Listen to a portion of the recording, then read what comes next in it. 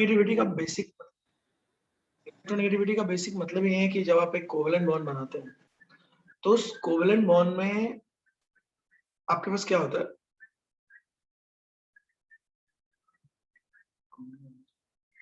जब आप एक कोवेलेंट बॉन्ड बनाते हैं तो मैं कैमरा ऑन क्यों नहीं कर पा रहा हूँ मैम, एक बार ठीक से देखिए।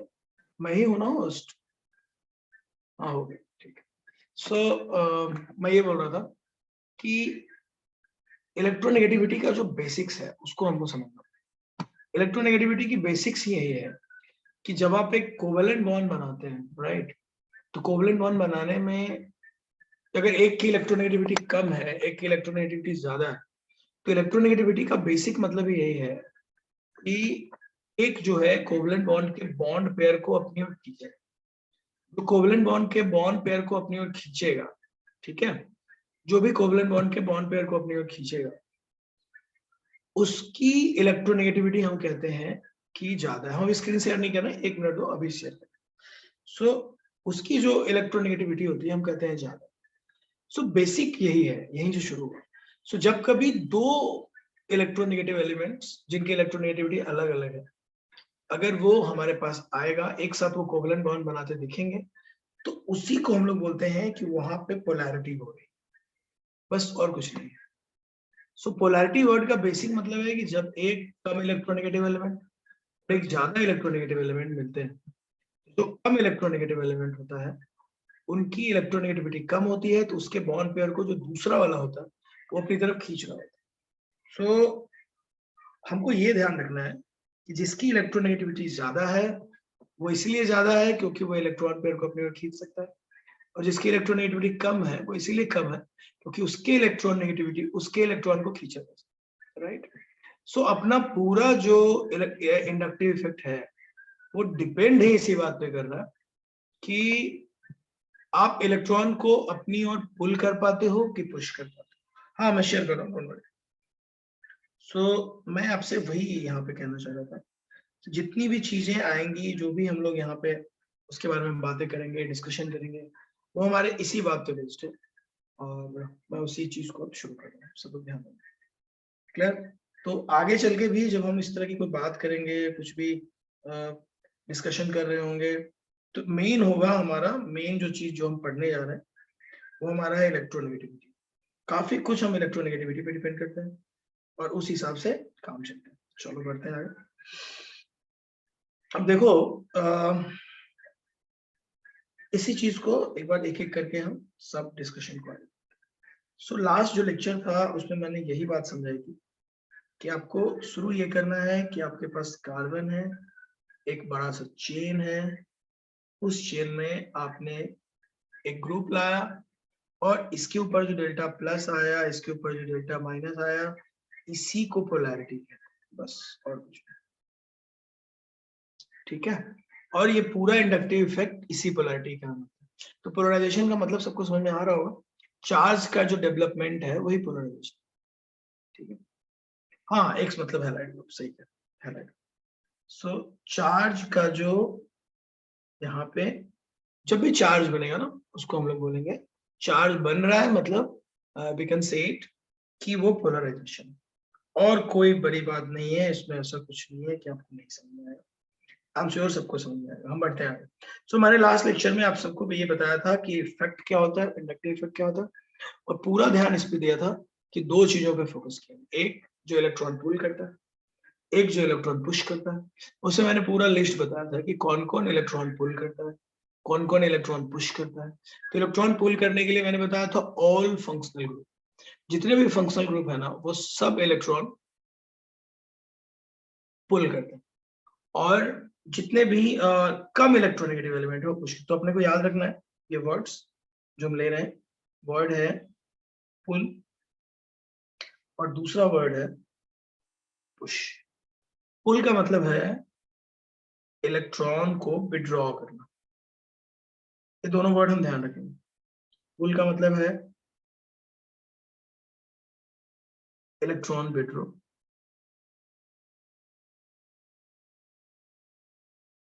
और पुश का मतलब है, हाँ अभी से शुरू कर देंगे लिखना हम लोग, नोट चलता रहेगा, जो जो लिख रहे हैं सब लिखना। पुश मतलब होगा इलेक्ट्रॉन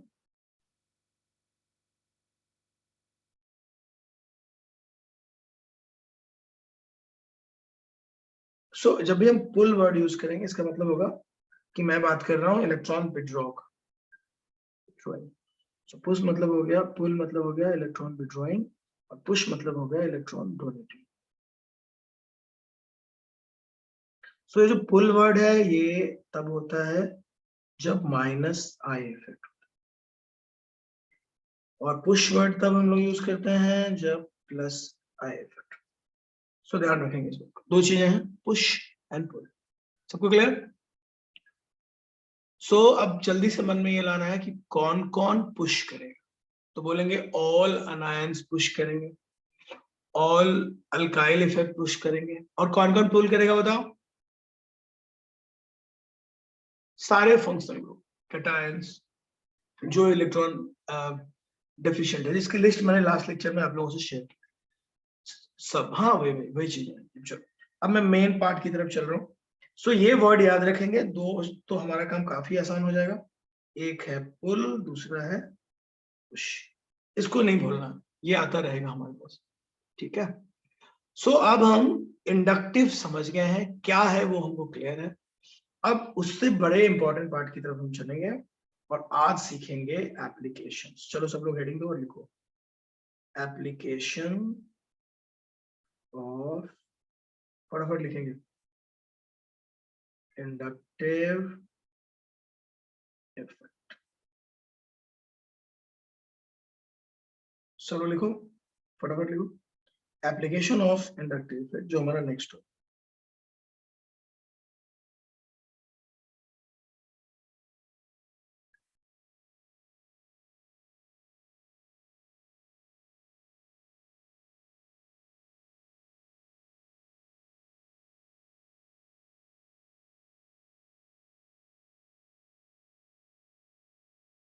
एप्लीकेशन ऑफ इंडक्टिव, ध्यान देंगे सब।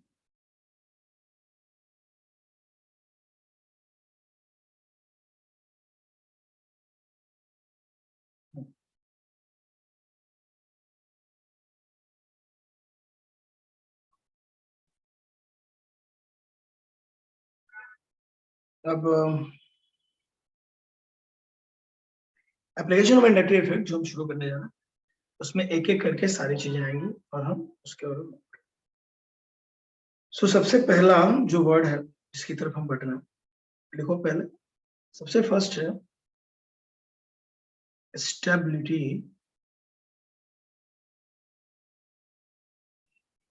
Of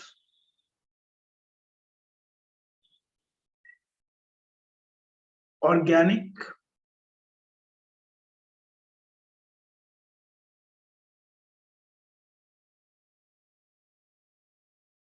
intermediate. सबसे ज्यादा पहला वर्ड हम ये शुरू कर रहे हैं, सब लोग लिखेंगे मेरे साथ।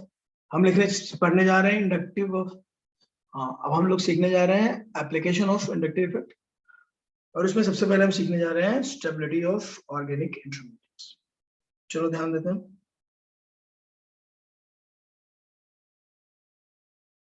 ठीक है, अब ये जो स्टेबिलिटी ऑफ ऑर्गेनिक इंटरमीडिएट है, इसको समझने से पहले हम थोड़े ऑर्गेनिक इंटरमीडिएट्स के बारे में समझते हैं। तो देखो सबसे पहले हम पढ़ते हैं ऑर्गेनिक इंटरमीडिएट्स।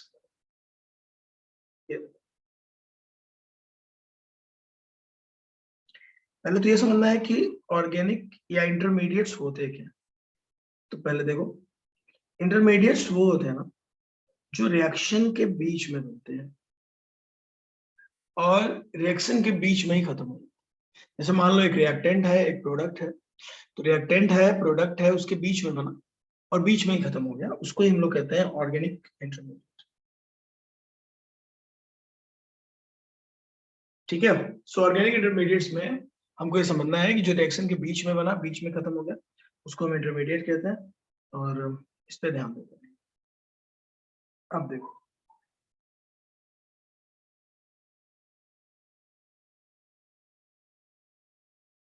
तो लिखो पहला इंटरमीडिएट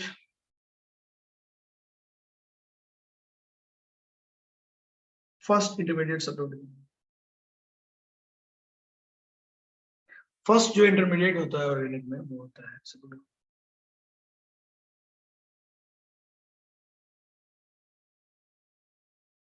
कार्बो कटायन, तो कार्बोकटायन ऐसा होता है, कार्बन के ऊपर प्लस साइन ऐसा, और 3 ग्रुप।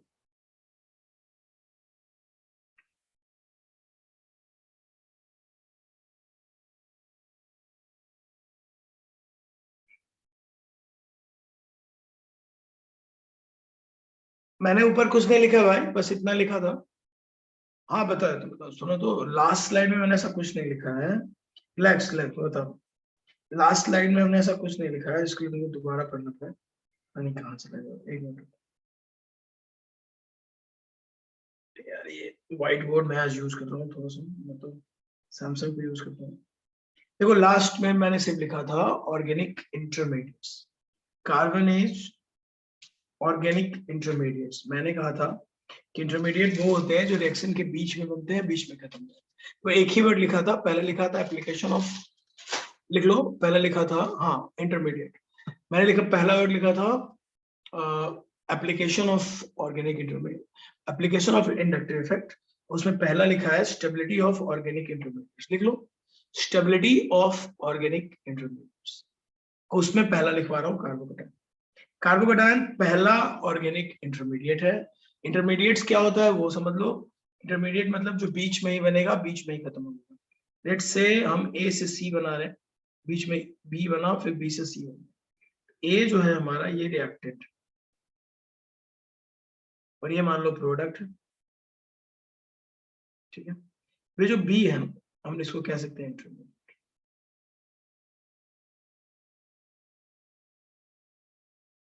सब लोग सुन रहे हो?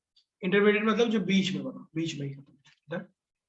अब देखो, तो इसी इंटरमीडिएट में सबसे पहला नाम है कार्बोकटायन। कार्बोकटायन का मतलब है carbon has 1 positive charge and 3, देखो 3 उसके पास लगे हुए बॉन्ड। तो कार्बन के 4 वैलेंसी होती है, 4 बॉन्ड कार्बन बनाता है, but you can see that कि कार्बन यहाँ 3 ही बॉन्ड बना रहा है और उसके ऊपर एक पॉजिटिव चार्ज, इसलिए इसको हम लोग बोलते हैं, इसका नाम है कार्बोकटायन। कटायन है बट कार्बन का कटायन, इसलिए इसका नाम हम लोग रखते हैं कार्बोकटायन। अब देखो, अब इसके तीनों तरफ क्या क्या हो सकते हैं, वो बहुत सारे पॉसिबिलिटी है। मे बी इनके तीनों तरफ H लगा हो, मे बी इनको तीनों तरफ R लगा हो, मे बी इनको तीनों तरफ और भी कुछ लगा हो। बस इतना देना है, कार्बन के ऊपर एक पॉजिटिव चार्ज होगा, उसकी तरफ 3 होगा। अगर हम थोड़ा सा केमिकल बॉन्डिंग की मदद ले और उसको देखें, जरूरी नहीं कि हाँ हैलोजन भी हो, कुछ भी हो, 3 लगाओ। सो कार्बन का अगर यहाँ पे हम ऑर्बिटल बनाते हैं, तो कार्बन के पास 4 ऑर्बिटल, सो 4 में से 3 में तो बॉन्ड बनता नजर आ रहा है, लेकिन तुम देख सकते हो कि किसी एक में एक पूरा खाली होगा। इसका ये मतलब यहाँ पे एक ऑर्बिटल खाली। तो कार्बोकटायन का मतलब ये हुआ, ये इस केस में कार्बन की अगर बात की जाए तो कार्बन ऐसा दिखे इस केस में, ये कार्बन का ऑर्बिटल है, आउटर मोस्ट ऑर्बिटल। इस केस में कार्बन के पास 4 ऑर्बिटल में से एक पूरा खाली होगा। यही कारण है, इस बेसिस पे हम इसको बोल सकते हैं कि ये जो है एक वैकेंट ऑर्बिटल इसके पास है। तुमने पढ़ा नहीं केमिकल बॉन्डिंग में लुईस एसिड लुईस बेस पढ़ा है सबने? केमिकल बॉन्डिंग हो रहा है कि खत्म हो गया?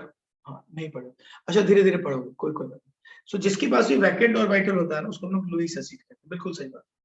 इसलिए हम लोग यहाँ पे कह सकते हैं, यहाँ पे इसको देख के समझ में आती है बात कि ये जो कार्बोकटायन है, जल्दी से लिखो,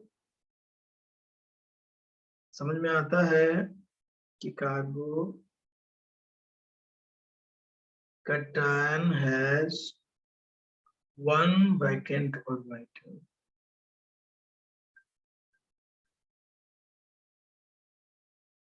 हाँ good, 1 vacant orbital, therefore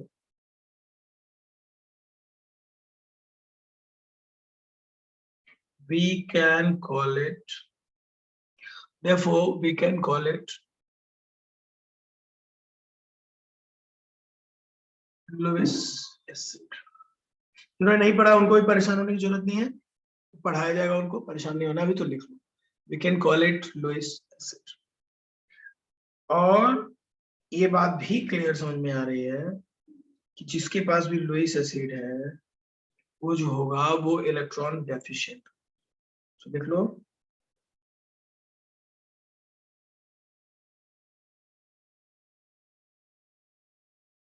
carbocations are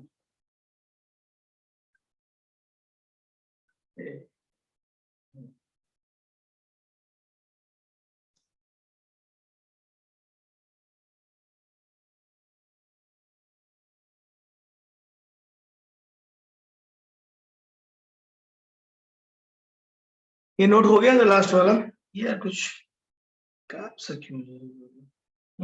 सो मैंने जो बातें लिखी वो फटाफट देख लो. मैंने इसको बोला, हाँ ठीक है, मैंने इसको बोला था कि ये लुईस एसिड है और मैंने कहा था कि कार्बो लिखो, कार्बो cation is electron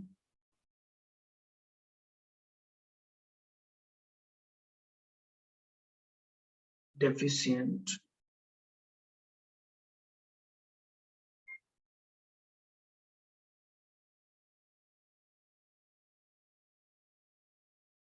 so carbocation जो है वो इलेक्ट्रॉन डेफिशिएंट आयंस.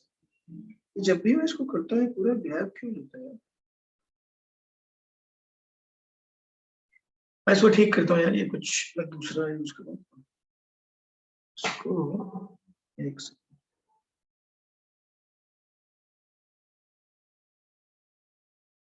हाँ कोई बात नहीं, मैं लिखूँ, लिखो लिखो, मैं समझ गया इसमें कुछ.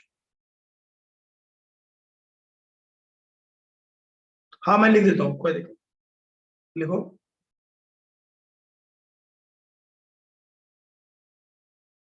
ये मैं जानबूझ के लिख रहा हूँ सो दैट जरूरत पड़ने पर नोट्स वगैरह शेयर कर सकें. तो लिख लो कार्बोकैटायंस, कार्बोकैटायंस आर, लिख लो electron deficient, carbocations are electron deficient ions, ये लिखा था. ठीक है, इससे पहले मैंने लिखा था कि बिकॉज इसके पास एक वैकेंट ऑर्बिटल है इसलिए कार्बन जो है एक लुईस एसिड है, ऐसे. ये वैकेंट ऑर्बिटल है, जिसके पास भी वैकेंट ऑर्बिटल होगा उसको हम लोग लुईस एसिड कहते हैं. ठीक है सबको, लिख लो वैकेंट ऑर्बिटल है इसके पास, इसलिए हम इसको लुईस एसिड कह सकते हैं. क्लैरिटी आ रही है? इस वैकेंट ऑर्बिटल के बेसिस पर ही हम इसको कहते हैं कि ये जो है इट्स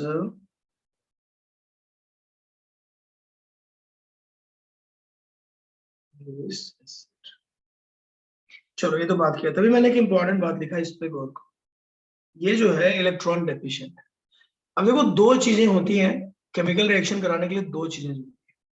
एक है कि देखो कॉमन सेंस लगा लो, कोई भी दुनिया में रिएक्शन करवाना हो तो दो चीजें इंपॉर्टेंट है, या तो आपके पास इलेक्ट्रॉन ज्यादा हो या तो आपके पास इलेक्ट्रॉन कम हो. दो ही बातें हो सकती हैं, इलेक्ट्रॉन ज्यादा या इलेक्ट्रॉन कम. अगर आपके पास इलेक्ट्रॉन ज्यादा है तब भी ठीक है, आप रिएक्टिव हैं, आपको ये प्रॉब्लम है कि आपके पास इलेक्ट्रॉन ज्यादा है, आप इससे बॉन्ड बनाने की कोशिश करेंगे. और अगर आपके पास इलेक्ट्रॉन कम है तो आप क्या करेंगे कि सभी इलेक्ट्रॉन लेने की कोशिश करेंगे. सो ठीक है, सो दो ही चीजें पॉसिबल है, आपको ध्यान रखनी है कि ये लिखा मैंने it is a Lewis acid. So मैं ये बोल रहा हूं कि आपको दो ही चीजों का ध्यान रखना है. अगर आप इलेक्ट्रॉन रिच हैं तो, इलेक्ट्रॉन डेफिशिएंट है तो, और कोई दूसरी बात नहीं है. अगर आप इलेक्ट्रॉन रिच हैं तब भी आपको बॉन्ड बनाना पड़ेगा क्योंकि आपके पास ज्यादा इलेक्ट्रॉन है. अगर आप इलेक्ट्रॉन डेफिशिएंट है तब भी आपको बॉन्ड बनाना पड़ेगा क्योंकि आपके पास क्या बोलते हैं उसको, आपको इसलिए बॉन्ड बनाना पड़ेगा बिकॉज स्टेबिलिटी अगर लानी है तो आपको इलेक्ट्रॉन ज्यादा हो या कम हो, दोनों ही केस में रिएक्शन करने पड़ेंगे बॉन्ड बनाने। ठीक है, सो बॉन्ड बनाने के लिए जरूरी है कि आपके पास दोनों में से कोई एक क्वालिटी, या तो आप इलेक्ट्रॉन रिच हो या तो आप इलेक्ट्रॉन डेफिशिएंट। क्लियर? अब मैं पढ़ता हूं, ये ठीक है, सबने नोट कर लिया? याद है? इसको मैं साफ करूं? ओके, चलो बढ़ते हैं, मैं वापस से शुरू करता हूं। अब वो मेन टॉपिक की तरफ चलते। अब जब एक बार मैंने बोल दिया कि कार्बोकैटायन इलेक्ट्रॉन डेफिशिएंट है, मतलब साफ है कि हमको अब आगे चल के हमको क्या करना होगा, इसके बारे में बातें करनी। अब देखो क्या होता है कि ये रिएक्टेंट है, ये प्रोडक्ट है, बीच में इंटरमीडिएट। तो इंटरमीडिएट का ना स्टेबल होना बहुत जरूरी। अगर इंटरमीडिएट स्टेबल नहीं है तो क्या होगा, रिएक्टेंट प्रोडक्ट की तरफ बढ़ेगा ही नहीं, क्योंकि दुनिया में कोई भी रिएक्शन क्यों होता है, स्टेबिलिटी के लिए होता है। तो रिएक्टेंट के सामने पहले इंटरमीडिएट है फिर प्रोडक्ट। तो अगर हमारा इंटरमीडिएट स्टेबल होगा तो क्या फायदा होगा बताओ? इंटरमीडिएट अगर स्टेबल होगा तो उससे फायदा ये होगा कि हमारा जो रिएक्शन है उसका रेट बढ़ेगा। कॉमन सेंस, अगर आपका रिएक्शन है और उसका, अगर हम देख पा रहे हैं आपके पास रिएक्शन है और उसमें अगर आप देखें कि उसकी इंटरमीडिएट की स्टेबिलिटी ज्यादा है, तो इंटरमीडिएट की स्टेबिलिटी अगर ज्यादा हो तो इसमें कोई डाउट ही नहीं है कि उससे रिएक्शन का जो स्पीड है, रिएक्शन जो है वो फास्ट होगा। सो इंटरमीडिएट को स्टेबल होना चाहिए, रिएक्शन की रेट बढ़े। सोचो ना, अगर मुझे पता होगा कि मैं वहां जाऊंगा, वहां पहुंच के मैं स्टेबल हो जाऊंगा, तो उस तरफ जाऊंगा ना यार। सो अगर मेरा इंटरमीडिएट स्टेबल है तो रिएक्शन का रेट बढ़ता है। तो देखो जरा ध्यान से, ये जो स्टेबिलिटी ऑफ इंटरमीडिएट है बड़ा फैक्टर। तो यहाँ पे ये होता है कि rate of reaction, rate of reaction directly proportional होता है स्टेबिलिटी ऑफ ऑर्गेनिक इंटरमीडिएट्स।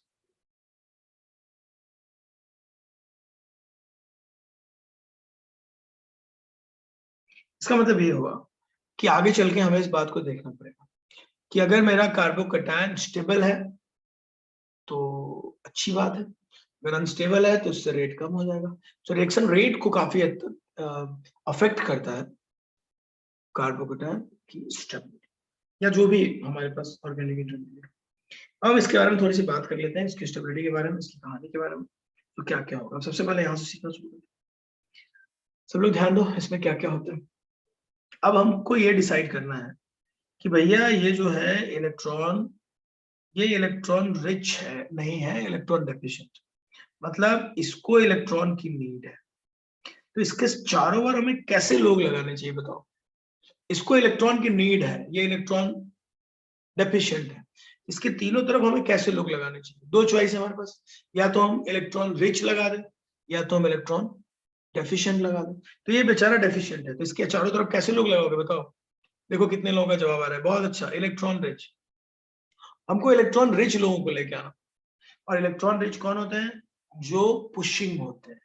मतलब हम चाहेंगे कि इसके चारों तरफ कोई ऐसा ग्रुप लगाया जाए जो इलेक्ट्रॉन इसको थोड़ा पुश करे, और पुश करने से इसकी स्टेबिलिटी बढ़ेगी। सबसे अच्छा होगा कि हम कोई अलग अलग टाइप के अल्काइल्स लेके आए या अनायंस लेके आए, क्योंकि अगर हम अल्काइल्स लेके आएंगे तो ये लोग इसको पुश करेंगे, और जब इलेक्ट्रॉन पुश करेंगे तो इससे इसकी स्टेबिलिटी बढ़ेगी। इसका मतलब स्टेटमेंट मैं दे सकता हूँ, तुम लोग और कहो तो, और किसी को कोई प्रॉब्लम ना हो तो, कि इसकी जो स्टेबिलिटी है वो डायरेक्टली प्रोपोर्शनल है प्लस आई इफेक्ट, और इनवर्सली प्रोपोर्शनल क्या हो जाएगा? माइनस आई, क्योंकि ऑलरेडी इसके पास इलेक्ट्रॉन की प्रॉब्लम, तो हम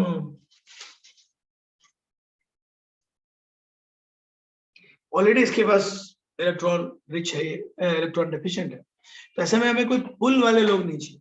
अगर हम पुल वाले लोग लेके आएंगे तो प्रॉब्लम होगी, क्योंकि इलेक्ट्रॉन पुल करेगा उससे इसकी स्टेबिलिटी और डाउन होगी।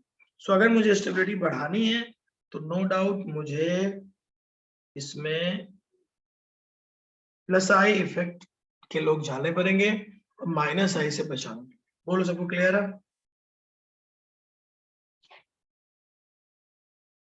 समझ में आ रही है? बिल्कुल सही बात। तो हम इसी पे बेस्ट बातें करेंगे आगे। सो ये नोट करो जल्दी ताकि किसी को दिक्कत ना हो। नोट करो फटाफट।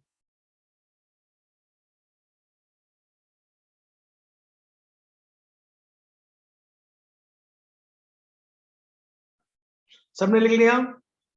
ठीक है, ऐसा ना हो फिर बाद में प्रॉब्लम हो। ठीक है बेटा आगे बढ़ो।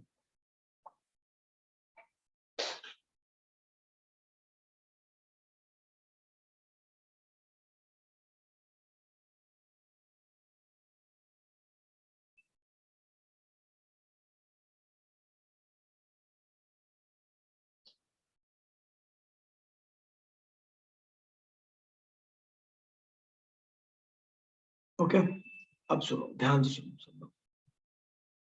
मैं ऐसे सारे केस लेने वाला हूँ जिससे अपने आप सब कुछ क्लियर हो।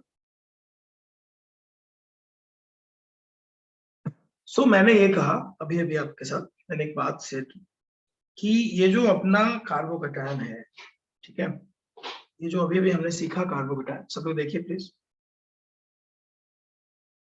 कि ये जो स्टेबिलिटी ऑफ कार्बोकैटायन है हमारा, वो डायरेक्टली प्रोपोर्शनल है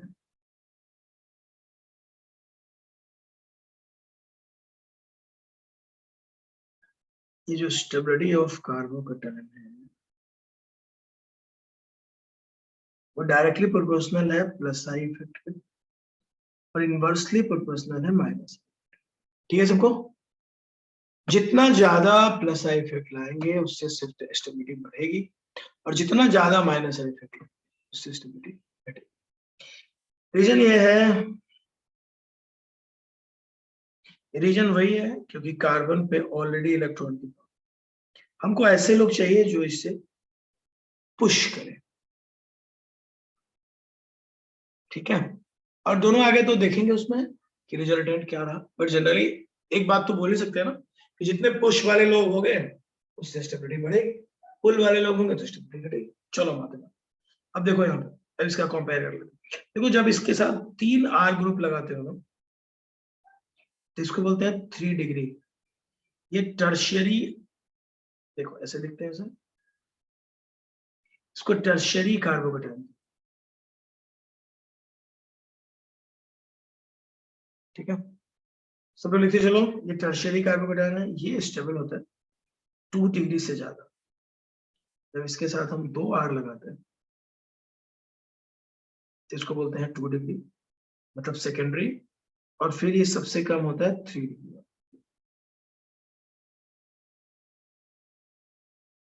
सो देखो 3 degree is better than 2 degree, 2 degree is better than 3।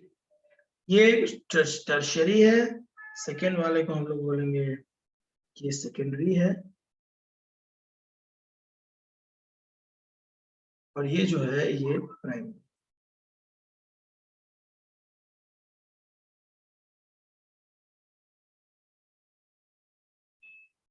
सबको clear? So primary secondary tertiary में टर्शियरी बेहतर है, बेस्ट है, क्योंकि उसके साथ तीनों तरफ से पुशिंग। ठीक है, जितनी ज्यादा पुशिंग उतना ज्यादा स्टेबल। क्लैरिटी आ रही है सबको? बोलो समझ में आई बात? आगे बढ़ू मैं? ठीक।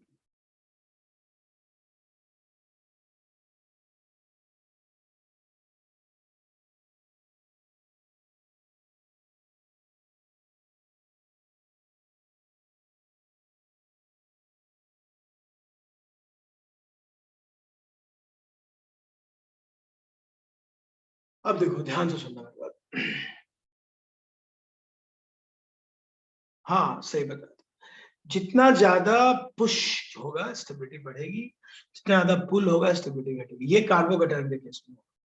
अब ऐसे ही नए नए सिचुएशन आएंगे और हम लोग नया नया सोचेंगे। चलो करते हैं, सब कुछ डिपेंड करेगा कि आप कैसा सोच रहे हैं।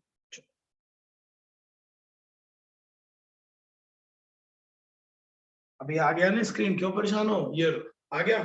चलो अब देखो नेक्स्ट, अरे अभी दे दिया ना, हाँ अभी स्क्रीन दिख रहा है सबको?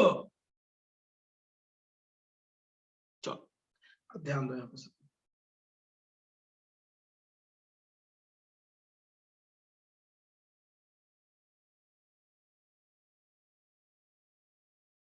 Let's discuss next. अब स्टेबिलिटी पे और भी कई क्वेश्चन आएंगे जो हमको देखना पड़ेगा। अब देखो बताना मुझे, अब ये कार्बोकेटायन है, अब एक बार तुमने यहाँ पे लगा दिया तीनों पे, तो इसकी स्टेबिलिटी बहुत कम हो जाएगी। किससे? अगर तुम तीन तरफ क्या लगाओगे? क्लोरीन। और इसकी अच्छी होगी किससे? जब तुम तीन तरफ लगाओगे आयोडीन।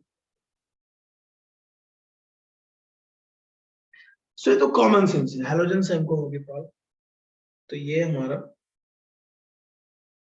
Stability order.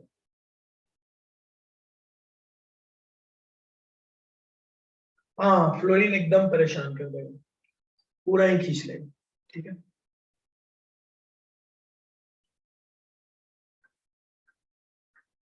आगे बढ़े हम लोग। नहीं, मेटल इज नॉट अलाउड, क्योंकि ये कोवलेंट कंपाउंड है ना, तो मेटल कहां से लाओ?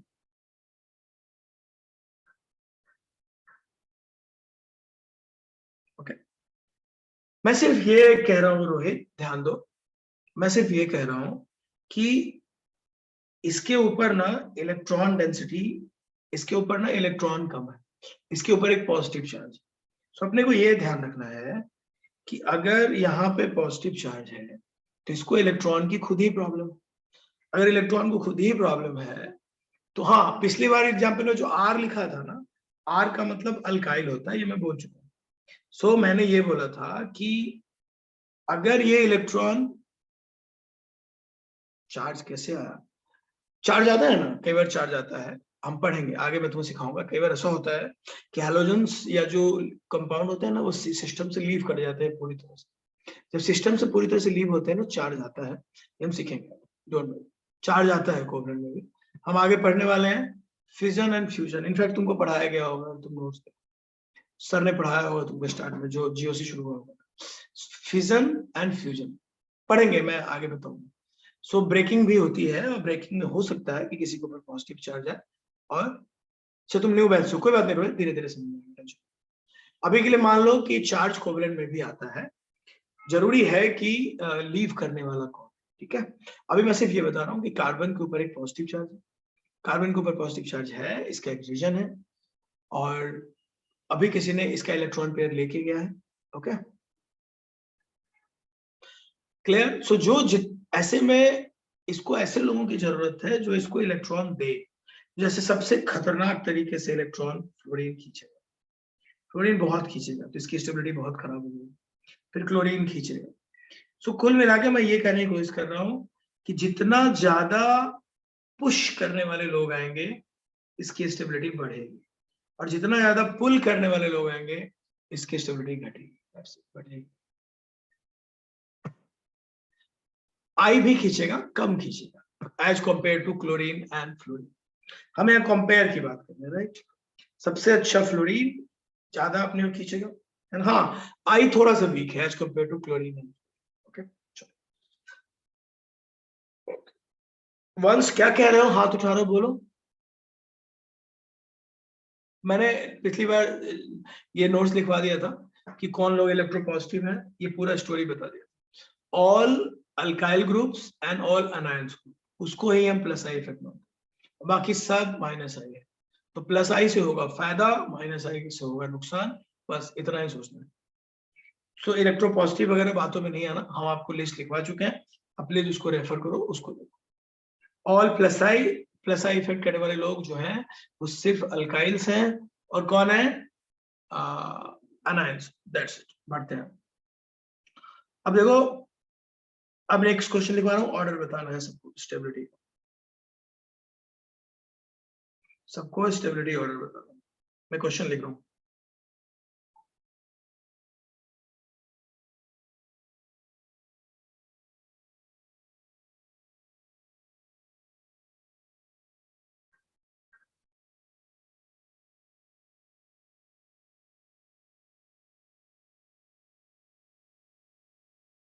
ये कंपाउंड है,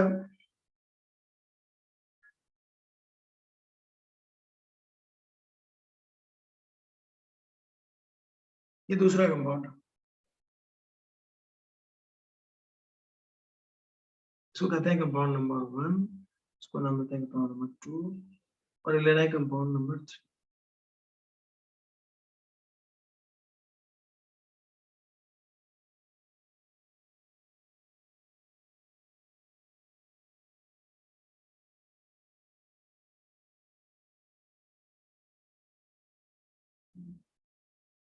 हमको इन तीनों कंपाउंड की स्टेबिलिटी बतानी है, कौन बताएगा? Just arrange the following in the stability order, पूरा स्टेबिलिटी ऑर्डर बताना। सब लोग बता रहे हैं, बहुत अच्छा। सबसे स्टेबल कौन है इसमें, सोचो जरा। अच्छा, थोड़ा सोचो अच्छे से सब लोग। तो देखो, सबसे स्टेबल वो होगा जिसमें पुशिंग होगा, जहां पे इलेक्ट्रॉन दिया जा रहा होगा, तो ये बहुत स्टेबल है क्योंकि ये लोग पुश करते हैं, जो पुश करते हैं वो स्टेबल होते हैं। सो सबसे ज्यादा स्टेबल होगा ये, क्योंकि यहाँ पे हो रहा है पुशिंग।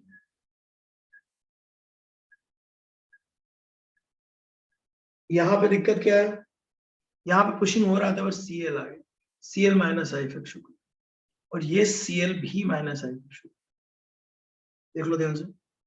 अब दोनों में क्या अंतर है, दोनों ही माइनस आई है, तो क्या अंतर?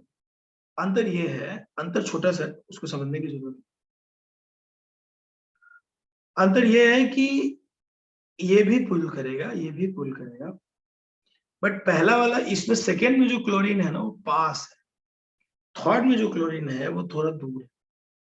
सो इंडक्टिव इफेक्ट जो होता है वो डिस्टेंस डिपेंडिंग इफेक्ट, अब जितने दूर जाएंगे इफेक्ट उतना कम है। इसलिए सबसे अच्छा तो 1 है, क्योंकि उसमें कोई पुलिंग ही नहीं है। 2 और 3 दोनों खराब है, बट 2 थोड़ा अच्छा है, क्योंकि उसमें एक जो पुलिंग ग्रुप है वो थोड़ा, 2 इसलिए खराब है कि उसमें पुलिंग ग्रुप पास है, और थर्ड इसलिए 2 से अच्छा है क्योंकि उसमें पुलिंग ग्रुप दूर है। देख, इसलिए सही जवाब है 1, 3 और 2। लिखते चलो।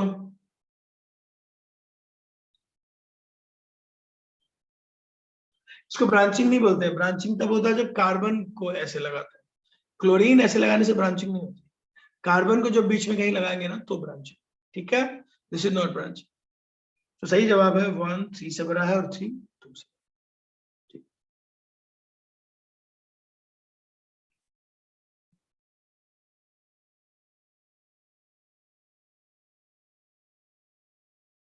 नेक्स्ट क्वेश्चन दे रहा हूँ, सबको करना।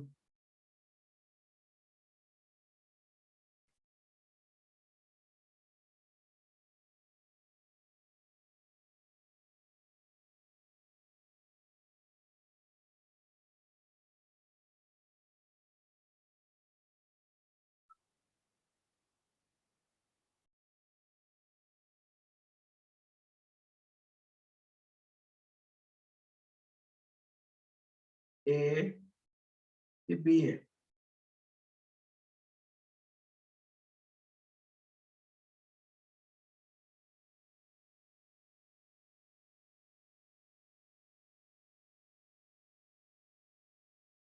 कौन ज्यादा स्टेबल है और बी में बताओ, which one is more stable in A and B, कौन कहेगा? क्या आंसर है? हम लिस्ट देखेंगे, मैंने लास्ट क्लास में लिस्ट बताया था। लिस्ट देखो, लिस्ट देखोगे तो यू विल रियलाइज कि ये जो है, तुरंत समझ जाओ कि NO2 जो है वो ज्यादा पुलिंग, और जो ये COOH है वो कम पुलिंग, इसलिए इन दोनों में स्टेबल ज्यादा बी होगा, क्योंकि पुलिंग बढ़ाने से स्टेबिलिटी घटी। तो मैंने माइनस आई का ऑर्डर लिखवाया हुआ है, देखो उसमें COOH की माइनस आई इफेक्ट ज्यादा है, और माइनस आई से हमको होता है नुकसान, हमको होगा प्रॉब्लम। इसलिए ए एंड बी में अगर ज्यादा स्टेबल देखना है तो बी ज्यादा स्टेबल है, क्योंकि बी में COOH है और ए में NO2। NO2 is more electron withdrawing than COOH, तो COOH वाला थोड़ा ठीक है, NO2 वाला तो बिल्कुल ही ठीक। आगे क्लैरिटी? रेडी सबको?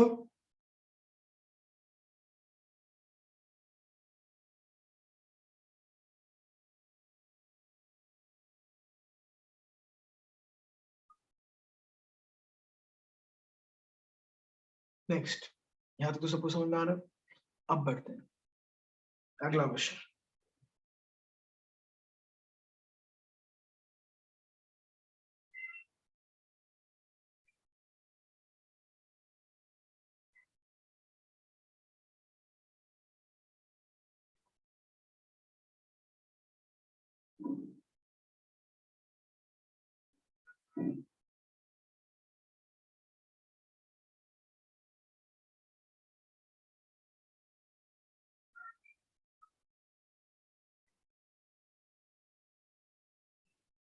रुद्रा, पुश मतलब all plus I effect group. Notes देखो लास्ट क्लास का, उसमें लिखवाया हुआ है जितने प्लस आई इफेक्ट है ना सब पुश करें, और जितने माइनस आई इफेक्ट है सब पुल करें। तो refer the notes.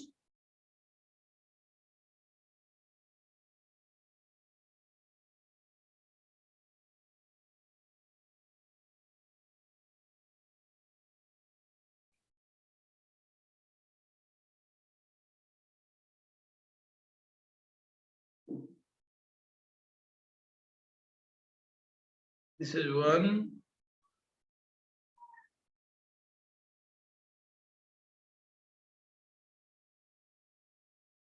this is two, this is three. Can you please give us the correct order of stability of carbon?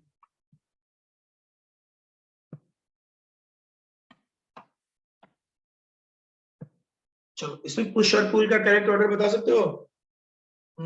सबसे अच्छा ऑर्डर कौन है? 3। अच्छा, ये सबसे अच्छा है। अच्छा, 2 सबसे अच्छा। हम लोग देखेंगे ना, देखो ये जो है, मैंने बताया था ना थोड़ी देर पहले कि 3 डिग्री बेस्ट है, फिर 2 डिग्री, फिर 1 डिग्री। ठीक है, देखो इस ये जो कार्बोकैटायन है, ध्यान से देखो, ये जो कार्बोकैटायन है ये 2 डिग्री है, ये जो है ये 3 डिग्री, और ये 1 डिग्री। सो ऑर्डर के हिसाब से सबसे ज्यादा स्टेबल हो जाएगा 2,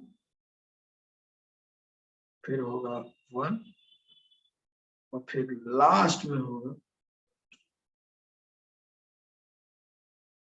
जल्दी जल्दी लिखते हैं इस पर। सबको clear? 3 degree is better than 2 degree, 2 degree is better than 1 degree, 1 degree is, देखिए रहे हो। गुड, बहुत बढ़िया, पढ़ते हैं। तो ये हमारा कुछ तरीका है जो हम आपसे डिस्कस कर रहे थे, हम इससे आगे बढ़ेंगे। ठीक है,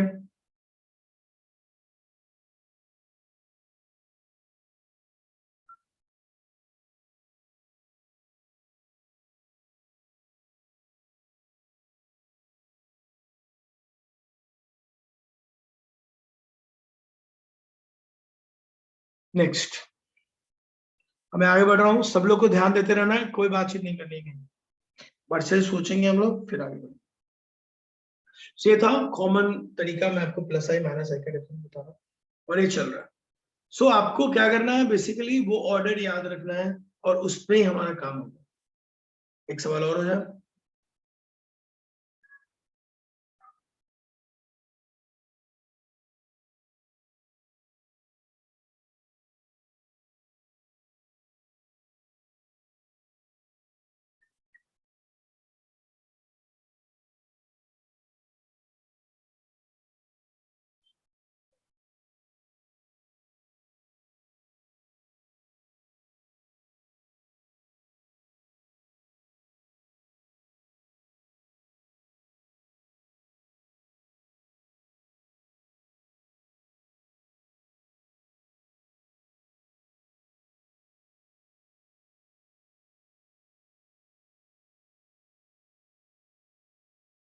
चेक करो इसे।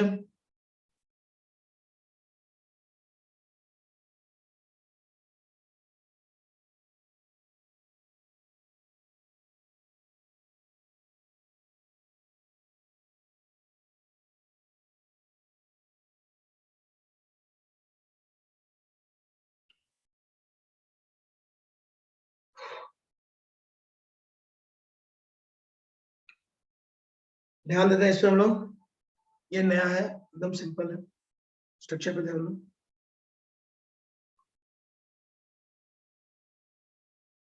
अब प्रीवियस वाला तो यार गलती से गायब हो गया, कोई बात नहीं, किसी और से ले लेना यार। अभी ध्यान दो, सब लोग ध्यान दो। अब चलो यहाँ दिमाग लगाओ। सी डबल एच है, यहाँ पे हम लोग ले रहे हैं मान लो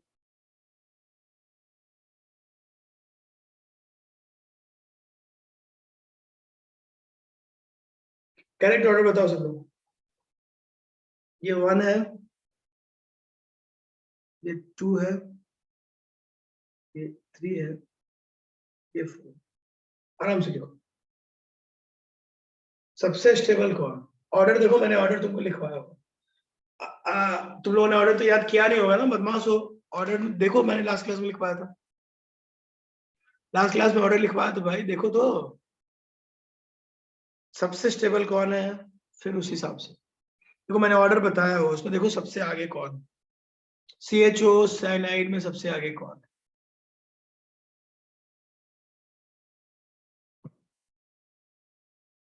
हाँ, 1 सबसे ज्यादा स्टेबल है, लेकिन हमें ऑर्डर माइनस है कि देखना होगा। ठीक है, देखो सबसे ज्यादा डीएक्टिवेटिंग नेचर साइनाइड का है यहाँ पे, तो सबसे कम स्टेबल जो है वो होगा साइनाइड। हाँ, तो 2 सबसे कम स्टेबल है। उसके बाद नजर है 3 की। ऑर्डर प्रायोरिटी के हिसाब से लिख रहा हूँ। उसके बाद ठीक है 4।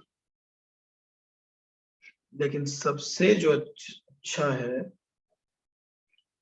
ये थोड़ा ठीक कर लेता हूँ मैं, गलती होगी, मैंने थोड़ा देखो ऑर्डर, देखो तुम लोग ज्यादा ऑर्डर नहीं देख रहे हो अभी। बातें कर रहे हो बट ऑर्डर नहीं देख रहे हो। ऑर्डर में सबसे स्टेबल है 1। सही बात है, क्योंकि 1 में कोई पुलिंग ग्रुप नहीं है। फिर 1 के बाद है 3। 3 के बाद है 1, अच्छा है 3 से। ठीक है, और 3 अच्छा है 4 से, और 4 अच्छा है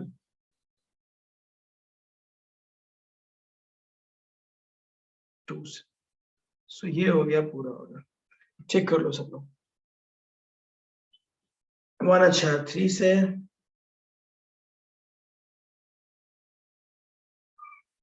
3 अच्छा है 4 से, और अच्छा है 2 से। ये मैंने ऑर्डर लिखवाया उसके हिसाब से। 1 3 4 2। कंफ्यूजन क्यों है बेटा वैष्णवी? मैंने लास्ट क्लास में लिखवाया है ना नोट्स, देखो एक बार पलट के। क्लियर क्लियर ऑर्डर दिया है तो कंफ्यूजन किसमें? ठीक है, so this is the correct answer 1 3 4 2।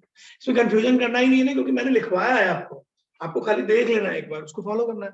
इस बात का कंफ्यूजन आपको सोचने के लिए तो कहा ही नहीं मैंने। मैंने एक ऑर्डर लिखवाया है, कहा उसको याद रखो। ठीक है, बोलो। ठीक, डन। सबको क्लियर हो रहा होगा, कोई दिक्कत नहीं इसमें।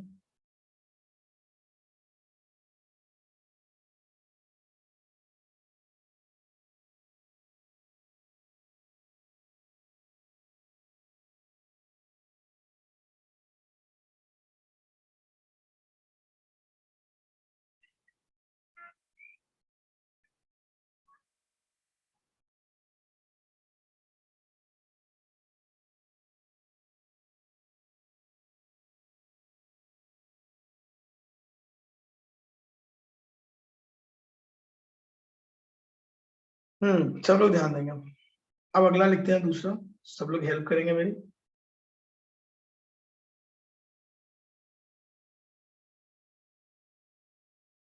सेकंड लिखो। फर्स्ट जो हमने लिया था वो हमने सिंपल कार्बोकेटायन लिया। कार्बोकेटायन की बात भी हम लोग समझे। यार मत करो ऐसा श्रेय, प्लीज यार। ये बार बार पॉसिबल नहीं है जाना। प्लीज, अब मैं इस पे लिख रहा हूँ, मैं वो बोर्ड पे ट्राई करना था, अब मैं तुझे दिखा दूंगा जब भी कहूँगा। कोई बात नहीं श्रेय, इस बार काम चला ले, किसी से ले लेना, क्लास में कोई मिल जाएगा। अब मैं यहाँ लिखूंगा ठीक से, तुझे वापस में दिखा दूंगा। मैं बोर्ड ट्राई कर रहा था कुछ सोच के, बोर्ड वाला मुझे ज्यादा जम नहीं रहा, यही ठीक। चलो ध्यान दो।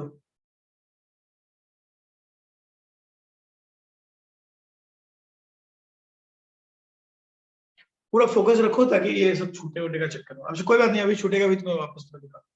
अब ध्यान दो सब लोग, मुझे यही सही लगता है, मैंने वो यूज किया। चलो नेक्स्ट पॉइंट लिख रहा हूं, सब लोग ध्यान देंगे और ठीक से समझेंगे। अब है स्टेबिलिटी ऑफ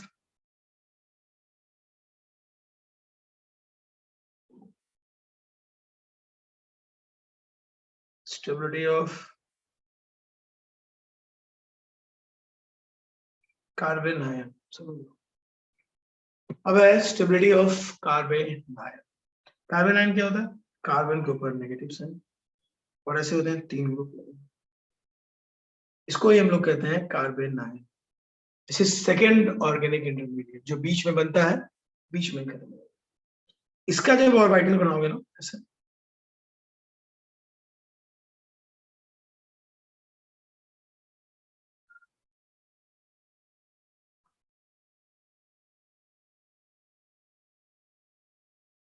इसमें एक्स्ट्रा होता है, इसको हम लोग बोलते हैं इलेक्ट्रॉन पेयर।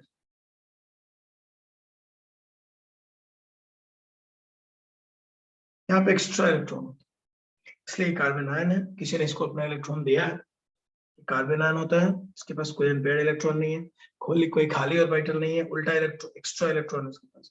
इसलिए हम कह सकते हैं कि ये इलेक्ट्रॉन रिच। और अगर ये इलेक्ट्रॉन रिच है तो ये इलेक्ट्रॉन डोनेटिंग नेशन को,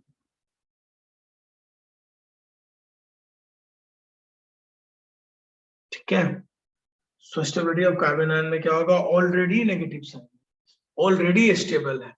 तो अगर मुझे इसकी स्टेबिलिटी देखनी पड़ी तो मैं किसके अकॉर्डिंग जाऊंगा? क्योंकि ऑलरेडी नेगेटिव साइन है। देखो मैंने कहा ना,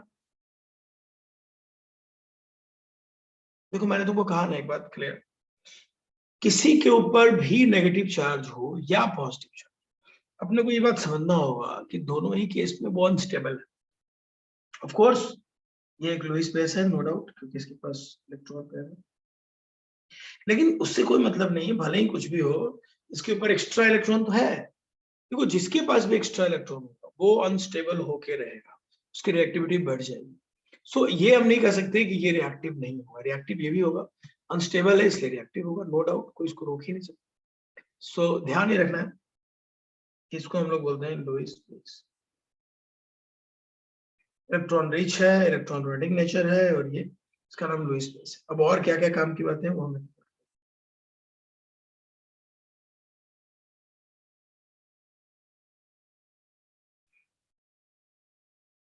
अब बिकॉज इसके पास ऑलरेडी इलेक्ट्रॉन है तो इसके पास, इसको स्टेबलाइज करने के लिए हमको पैसे चाहिए। देखो यहाँ पे जो स्टेबिलिटी ऑफ कार्बन है,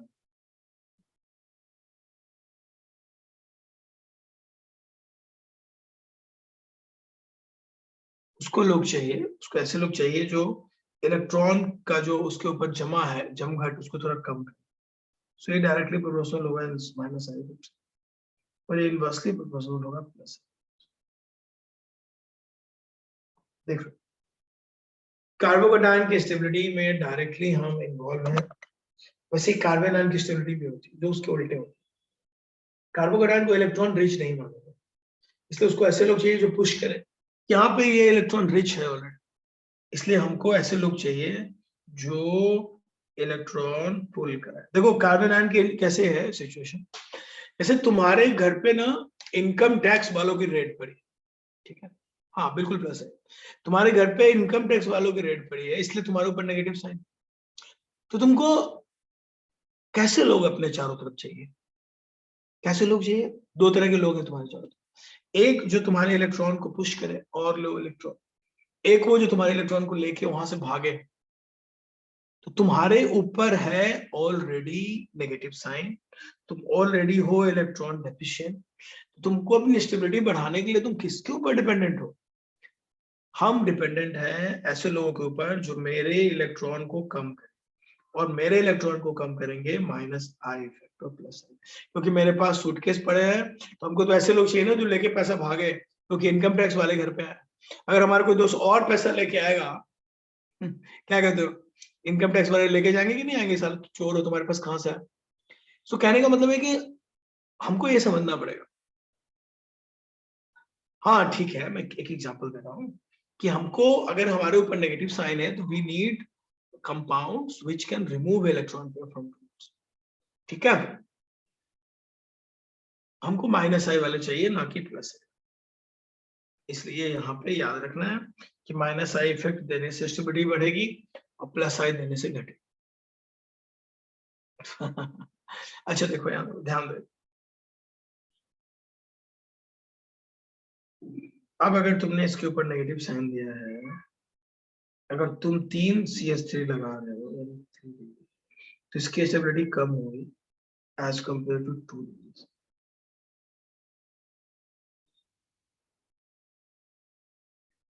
और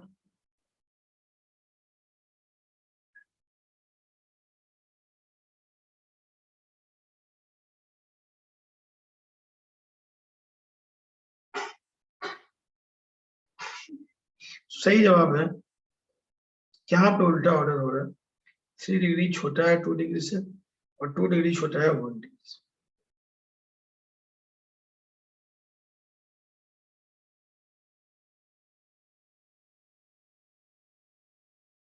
तो कार्बोकैटायन और कार्बन आयन की काफी चीजें बिल्कुल उल्टा होती है। जो कार्बोकैटायन में सही लगता है, कार्बन आयन में वो अनस्टेबल।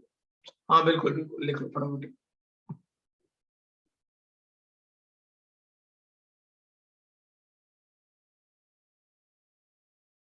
सो हमको अगर माइनस साइन है तो हमको ज्यादा आर ग्रुप नहीं चाहिए, हमको ऐसे लोग चाहिए जो पुल करें। यानी यहाँ पे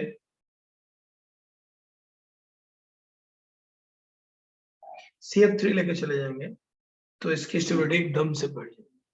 हाँ F आया तो इसकी स्टेबिलिटी बढ़ जाएगी, ये ऑफ कोर्स बहुत ज्यादा स्टेबल होगा इससे, क्योंकि इसके पास एक ही F है, लेकिन लेफ्ट वाले के पास 2 F। ठीक है सबको। सो मोर F, मोर माइनस आई, मोर स्टेबिलिटी, बस। ठीक है। सो 2 डिग्री में इस बात को ध्यान रखेंगे, ये है सिचुएशन। और भी बहुत सारी चीजें हो सकती है।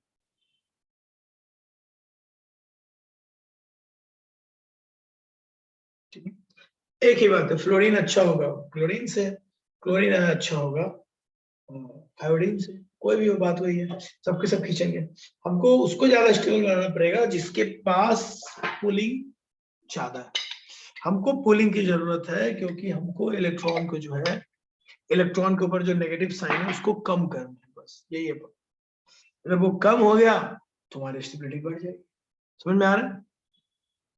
तो इस बार जितना नेगेटिव साइन लेके आओगे उतना बढ़िया है। इसलिए जैसे ये केस है, अगर तुम यहाँ NO2 लेके आते हो, है ना,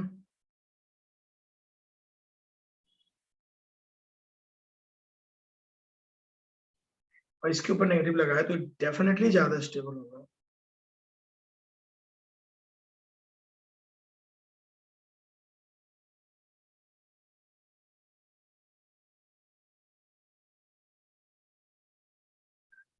नो राइट, NO2 से फायदा होगा।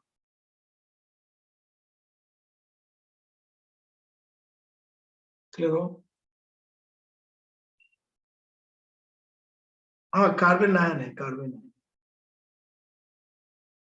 बिल्कुल कार्बन आयन ही चलो, मैं कार्बन आयन ही समझा। सो स्टेबिलिटी ऑर्डर में अगर हम कोई पुलिंग लेके आएंगे तो हमको फायदा होगा, पुशिंग लेके आएंगे तो नुकसान होगा। ये माइनस आई इफेक्ट होता है, इसलिए फायदा हो रहा है, और ये प्लस आई इफेक्ट।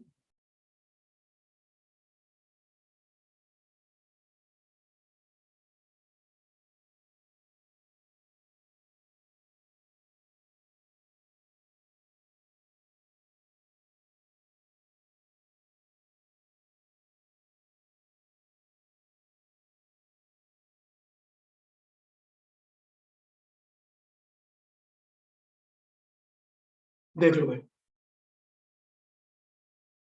नहीं चाहिए प्लस, इस बार माइनस आई चाहिए, क्योंकि ऑलरेडी इसके पास इलेक्ट्रॉन ज्यादा है अगर हम और प्लस आई लेके आएंगे तो इलेक्ट्रॉन बहुत ज्यादा हो जाएगा, बहुत ज्यादा होगा तो एनर्जी लेवल बहुत ज्यादा होगा, रिएक्टिविटी बहुत ज्यादा होगा और स्टेबिलिटी बहुत ही कम होगी। ठीक है सबको? चलो, तो ये था स्टेबिलिटी ऑफ बेस। अब थर्ड लिखो, सब लोग थर्ड लिखेंगे, लो ना यार, सब तुम्हारे ही लो। हो गया नोट, बोलो। हाँ आते हैं ना, आते हैं बिल्कुल, अभी मैं कराऊंगा ना तुम्हारा क्वेश्चन, क्यों घबरा रहे हो? सब कराऊंगा भाई, टेंशन मत। एक बार पढ़ तो लो सारे बेसिक बातें, ताकि हम सबको एक साथ तुमसे मतलब कलेक्टिवली पूछ सके। एक बार सब कुछ पढ़ा तो है ना? फिर हम क्वेश्चन करेंगे बहुत सारे। देखो नेक्स्ट, नेक्स्ट है,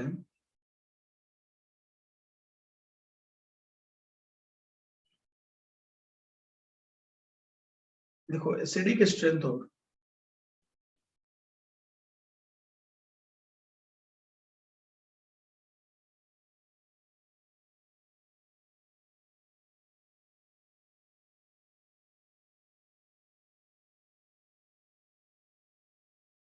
कार्बोक्सिलिक एसिड की एसिडिक स्ट्रेंथ है उसका।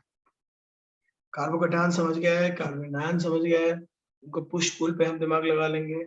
अब हम सीखने जा रहे हैं acidic strength of carboxylic acid. आइए ध्यान देते हैं, सब लिख लो यार, बाद में कोई मुझे कहेगा नहीं लिख पाए।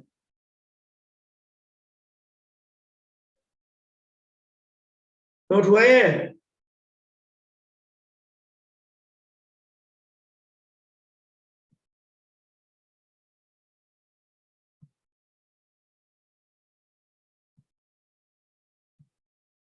अनुज ब्लर तो नहीं है? तुम ठीक करो अपना कंडीशन, हम लोग तो दिख रहा है यहाँ पे, ब्लर बिल्कुल नहीं है।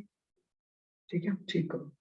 अच्छा देखो, इसके लिए तुमको देखना होगा एग्जाम्पल, सब लोग ध्यान देंगे। जैसे देखो ये,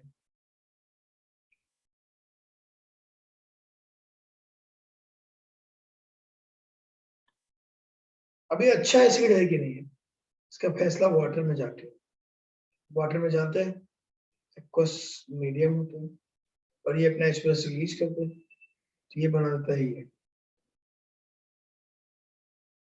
ठीक है, अब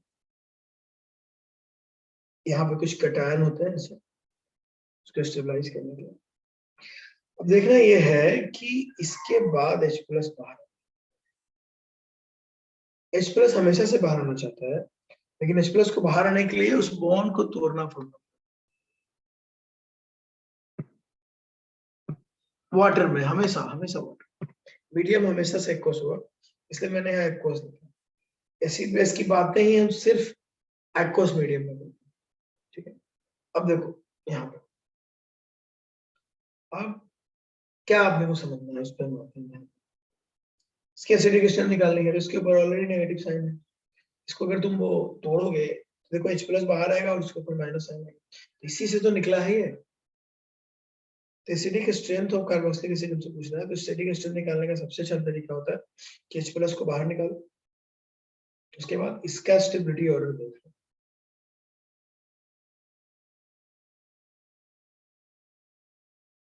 इसका स्टेबिलिटी ऑर्डर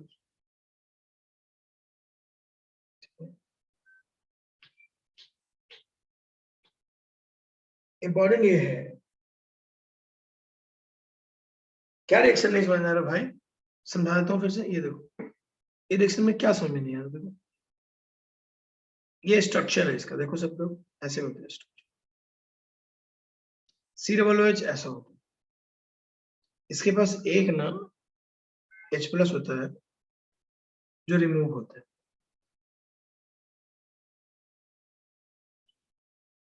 इसको तुम एसिडिक हाइड्रोजन भी कह सकते हो।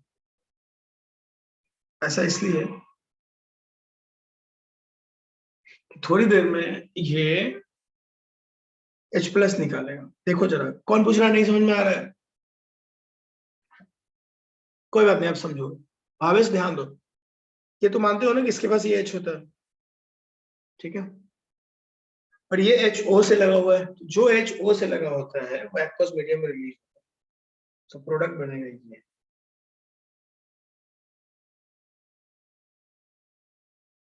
ध्यान से देखो, सो ये बनेगा रिएक्शन में, इसमें कुछ नहीं हुआ है, बस सिर्फ एक H+ हमने बाहर निकाला और कुछ भी नहीं होगा, ठीक है। ओके सबको, अब बढ़ते हैं आगे। सो H+ निकालने के बाद जो बचता है वो है, बट एसिड में अपने को ये याद रखना है, एसिड वो जो एक्वस मीडियम में H+ निकाल, यही सिंपल है। एसिड उसको कहते हैं जो एक्वस मीडियम में क्या निकलता है, बोलो, H+। यहाँ H+ निकाल रहा है। सो अच्छा एसिड कौन होगा? अच्छा एसिड वो होगा जो कंसिडरेबली H+ निकाले, है ना? और नहीं तो कैसे चेक करेंगे? देखो ऑर्गेनिक में कुछ बहुत पता नहीं चलता कि वो क्या है, तो उसके लिए तरीका ये है, उसके हिसाब से चलेंगे।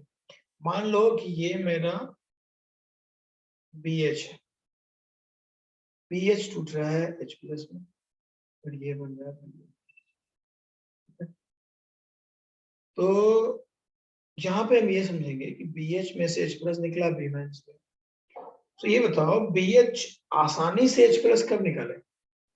तो उसको इस बात का भरोसा होगा कि H+ निकालने के बाद भी मैं स्टेबल रहूंगा, तभी तो ये होगा। बोलो हाँ या ना? भाई H+ कोई क्यों निकालेगा? जब उसको पता होगा कि जाने के बाद स्टेबल लोग रहेंगे, तभी तो निकालेगा। तो जो एसिड होते हैं उनका काम है एसिड उसको हम रोक ही नहीं सकते, ये तो हो के रहेगा। सो कहीं ना कहीं ये एसिडिक स्ट्रेंथ किसे कहते हैं लोग? टेंडेंसी टू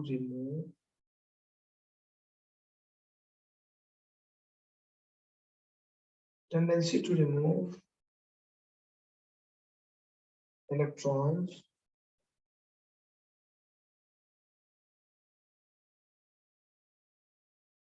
from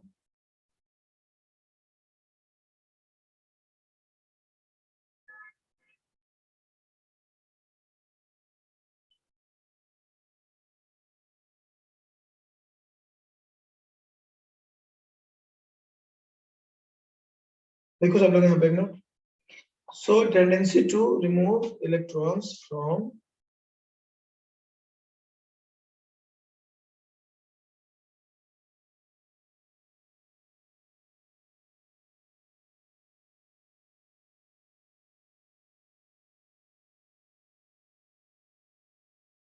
इसको ऐसे लिखो, छोड़ो इसको ऐसे लिखो सब लोग,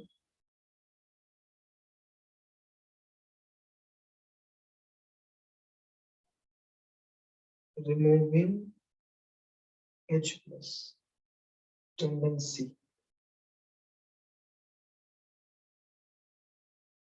ये बढ़ता है तो एसिडिक स्ट्रेंथ।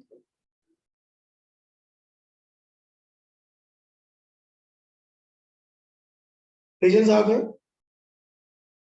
कि जितना बड़ा गैप होगा उतना ये इलेक्ट्रॉन अपनी ओर खींचेगा, जब इलेक्ट्रॉन अपने ओर खींचेगा तो इसके अंदर H+ बनने की टेंडेंसी बढ़ेगी। तो कुल मिला के अगर इलेक्ट्रॉन नेगेटिव गैप बढ़ता है, अगर चेंज इन इलेक्ट्रोनेगेटिविटी बढ़ता है, कि जो दोनों का गैप है अगर वो बढ़ता है, इससे एसिडिक स्ट्रेंथ,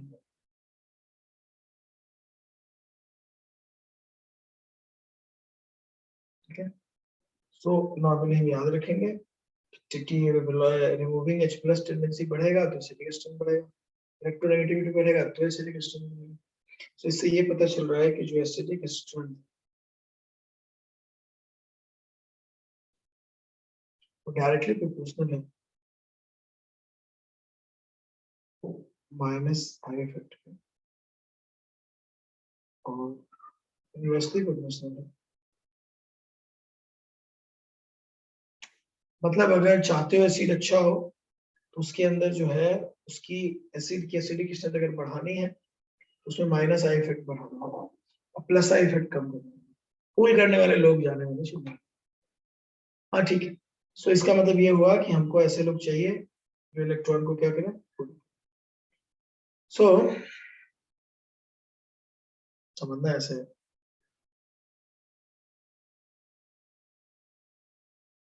ये अगर एसिड है और जब हम लोगों से H+ निकाल दिया तो ये बन गया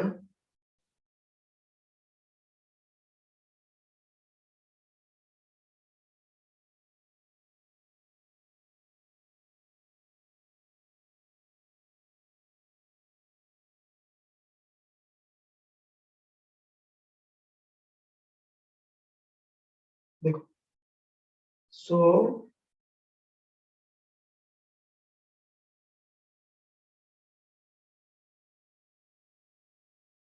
ये निकालो, और ये एसिड है, H प्लस निकालने के बाद इसको हम लोग बोलते हैं, लिख लो, कंजुगेट बेस। क्या बोलते हैं इसे हम लोग? हाँ लिख लो ना, ये इसको हम लोग बोलते हैं कंजुगेट बेस। जब एसिड में से H प्लस बाहर चला जाता है, सब लोग सुन लो ध्यान से, एसिड में से एक H प्लस बाहर चला जाता है, जो बचता है उसका नाम होता है कंजुगेट बेस। ठीक है, अब कहते हैं कि कार्बोकैटायन की अगर स्टेबिलिटी बढ़ानी, अगर कार्बोकैटायन की स्टेबिलिटी देखनी है, तो उसके लिए हम डिपेंड करेंगे पूरी तरह से, या कार्बोकैटायन तो हो चुका, यहाँ पे हम ऐसा बोल सकते हैं कि एसिडिक स्ट्रेंथ अगर बढ़ानी है,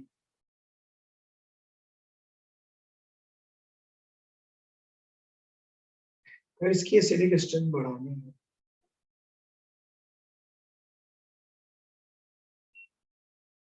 सब लोग लिखो, देन जो स्टेबिलिटी ऑफ कंजुगेट बेस है वो बढ़ना चाहिए।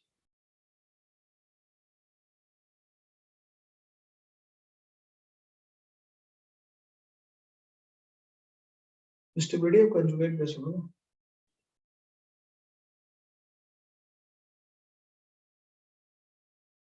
ये जो है डायरेक्टली प्रोपोर्शनल होगा स्टेबिलिटी ऑफ कंजुगेट बेस। जितना ज्यादा कंजुगेट बेस स्टेबल होगा उतना ही देखेंगे। हाँ ठीक है, मैं एक कार्बन लिख देता हूँ,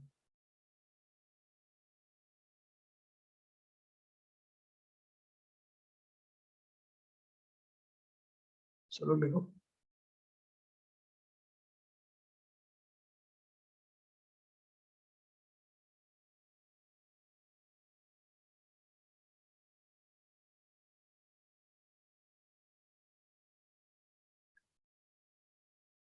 चेक कर लो भाई।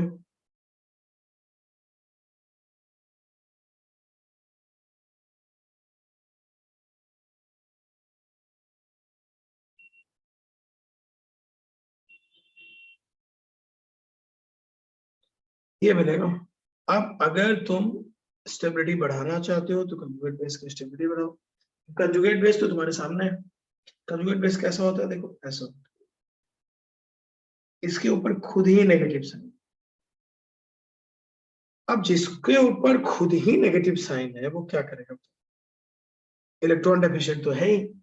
तो अगर मुझे इसकी स्टेबिलिटी को लिखने के लिए बोल दे, इसकी वाले की स्टेबिलिटी, इसका मतलब ये होगा कि ये कंजुगेट बेस है, इसके ऊपर नेगेटिव साइन है, तो इसकी स्टेबिलिटी किस बात पे डिपेंड करेगी? ये कंजुगेट बेस है।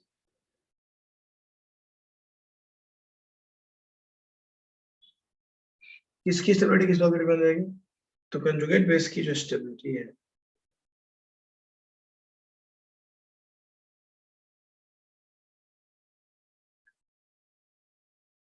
जो स्टेबिलिटी ऑफ कंजुगेट बेस है, वो डायरेक्टली प्रोपोर्शनल होगा माइनस आई फैक्टोरियल, और इनवर्सली प्रोपोर्शनल होगा प्लस आई।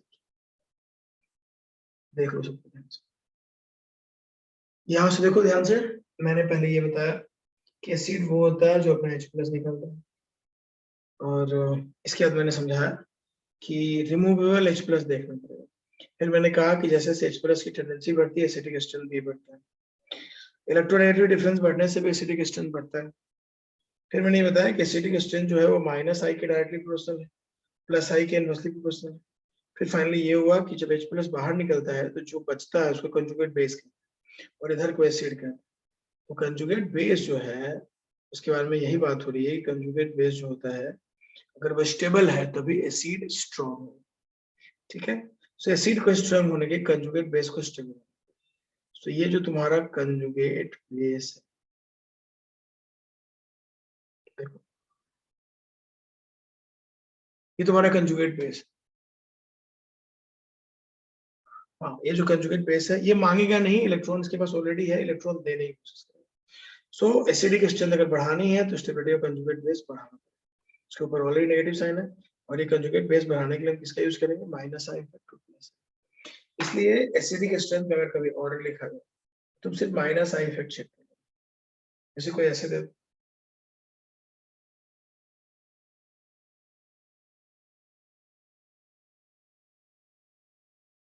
ए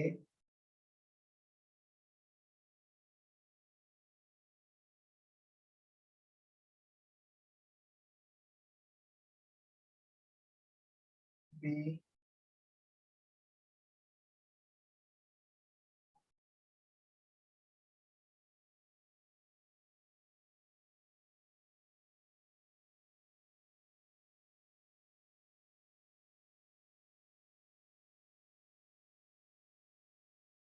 अगर एसिडिक स्ट्रेंथ का ऑर्डर लिखना हो तो क्या करोगे, वन है, टू है, थ्री है, ऑर्डर बताओ क्या ऑर्डर लिखोगे अगर एसिडिक स्ट्रेंथ का ऑर्डर लिखना हो। 1 2 3 में क्या ऑर्डर लिखेंगे, सबसे ज्यादा स्टेबल कौन। देखो क्लोरीन मैंने साफ कहा कि माइनस आई इफेक्ट मुझे ज्यादा चाहिए, इसमें बार बार बोलने का कुछ नहीं। माइनस आई इफेक्ट ज्यादा चाहिए, बस बात करो। देखो माइनस आई इफेक्ट जहां ज्यादा मिलेगा उसमें, इसलिए इस केस में माइनस आई इफेक्ट जो है सबसे ज्यादा जिसके पास है वो है ए। इसके पास थोड़ा दूर है, इसके पास और भी दूर है, बिकॉज सबसे ज्यादा माइनस आई इफेक्ट ए के पास है। इसलिए यहाँ भी जो हमारा आंसर होगा ए।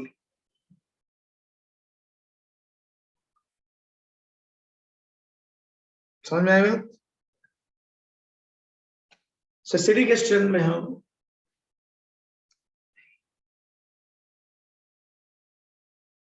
इन सी वी विल नेग्लेक्ट, क्या नेग्लेक्ट करोगे, अच्छा सी।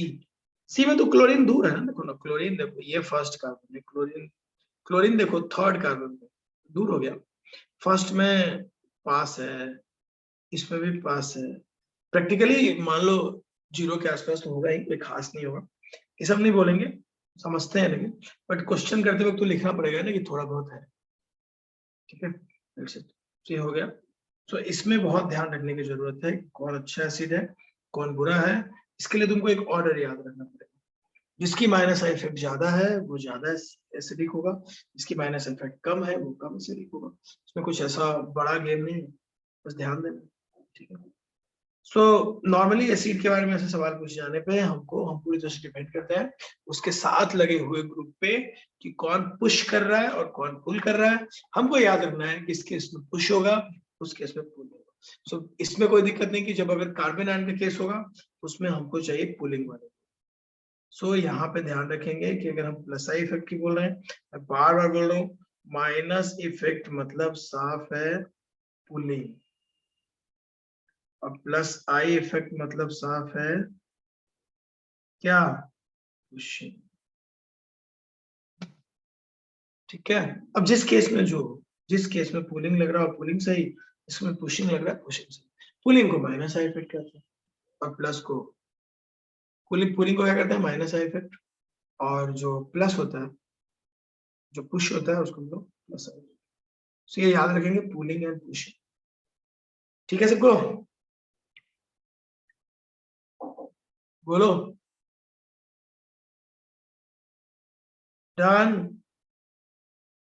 अब देखो इसमें बहुत सारे सवाल है, सवाल ही सवाल है इसमें, बस ये ध्यान रहना चाहिए।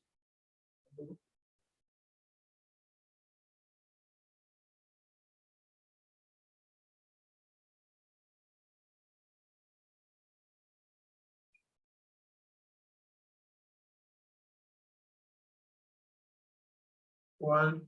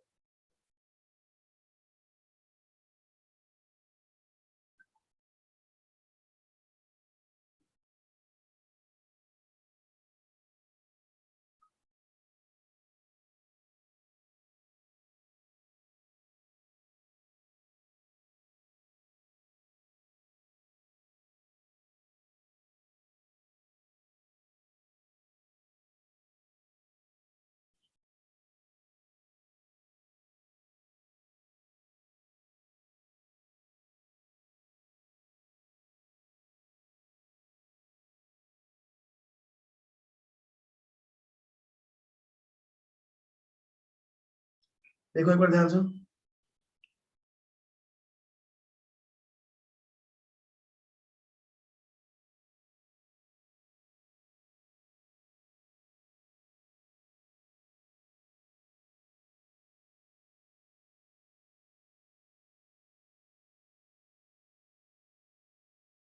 और बताओ।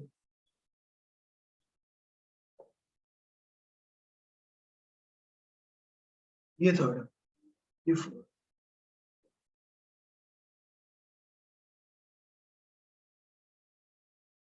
हाँ मैं होल्ड किया हूँ, मैं आगे बताऊंगा स्टेरिक, डोंट वरी, अभी स्टेरिक पे बात है। अभी कॉमन बात कर रहे हैं, सिर्फ प्लस आई माइनस, ठीक है। अब देखो C double O H acid है, हमको कैसे लोग चाहिए बताओ, हमको चाहिए पुलिंग, हमको चाहिए पुशिंग। तो इस इफेक्ट में तो कोई पुलिंग है नहीं, इसमें एक पुलिंग है, इसमें भी एक पुलिंग है, इसमें भी एक पुलिंग है, लेकिन सबसे ज्यादा पुलिंग किसके पास, सबसे ज्यादा पुलिंग है टू के पास। ऑर्डर देखो मैंने लिखवाया होगा, जितना ज्यादा माइनस आई इफेक्ट होगा उतना एसिडिक स्ट्रेंथ बनेगा, इसलिए बेस्ट है टू, टू के बाद है थ्री, थ्री के बाद है फोर, फोर में भी काफी अच्छा अरेंजमेंट है, फोर के बाद होगा, तो ये करेक्ट होगा। तुम लोग की प्रॉब्लम क्या है ना, अभी भी तुम, हाँ C N is not pulling मैंने लिखवाया है। देखो तुम लोग प्रॉब्लम क्या कर रहे हो पता है, तुम लोग प्रॉब्लम ये कर रहे हो ना कि तुम याद नहीं कर, पहले दिन मैंने एक ग्रुप की लिस्ट लिखा, तुम्हारी ड्यूटी है कि वो लिस्ट याद करो कि इसमें पुलिंग कौन कौन है, इसमें पुशिंग कौन कौन है, फिर उसका ऑर्डर क्या है, जैसे NO2 आगे होता है, फिर साइनाइड होता है, फिर CHO होता है, COOH पीछे होता है। तो तुमको वो लिस्ट तो लर्न करना पड़ेगा ना, उसमें मैं क्या कर सकता हूँ भाई, लिस्ट लर्न करने में कोई क्या करेगा, लिस्ट तो तुमको लर्न करना ही पड़ेगा। तो लिस्ट लर्न कर लो जहां भी तुमको लग रहा है। मैं बस कुछ बातें कंक्लूड कर रहा हूँ कि कार्बोकेटाइन की स्टेबिलिटी अगर बढ़ानी है तो मुझको जो है minus I plus I effect चाहिए, कार्बोनाइन की स्टेबिलिटी बढ़ानी है तो मुझे माइनस आई इफेक्ट चाहिए, अगर मुझे एसिडिक स्ट्रेंथ देखना है तो मुझे माइनस आई इफेक्ट चाहिए, बेसिक स्ट्रेंथ देखना होता तो प्लस आई चाहिए, उल्टा होता है। मैं बात करूंगा, कुल मिला के आपको ये समझना है कि सिस्टम को इलेक्ट्रॉन की पुशिंग चाहिए कि पुलिंग चाहिए। तो अगर ऑलरेडी नेगेटिव साइन है तो उस केस में सिस्टम को चाहिए कोई उसका इलेक्ट्रॉन लेके जाए, और ऑलरेडी प्लस साइन है तो उसको ऐसे लोग चाहिए कोई उसको इलेक्ट्रॉन दे।